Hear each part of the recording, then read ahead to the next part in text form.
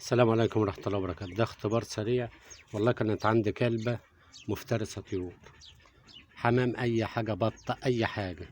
أنا كنت جايبها من عند حد صاحبي وكانت بنفس الطريقة، فأنا وقت أنا نجحت إن أنا أخليها ما تاكلش أي طيور. وده الدليل.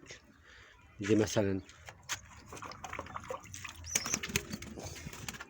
دي حمام أهي، وبعمل اختبار للكلاب. وعندك قناة جمع تدريبات للكلاب، ويا ريت تشرفنا وتشترك، ويا ريت اللايك.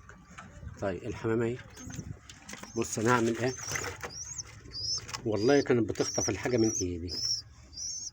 الحمامة اهي، انا هروح عندهم وهنعمل اختبار على السريع كده. ده اهو.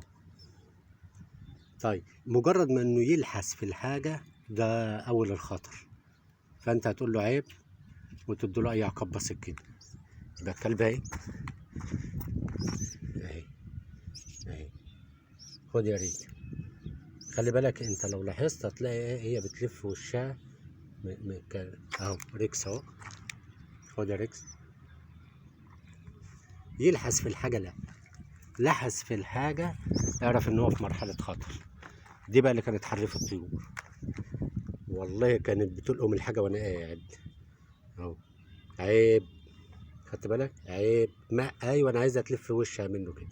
عيب، معنى تلف وشها انت نجحت.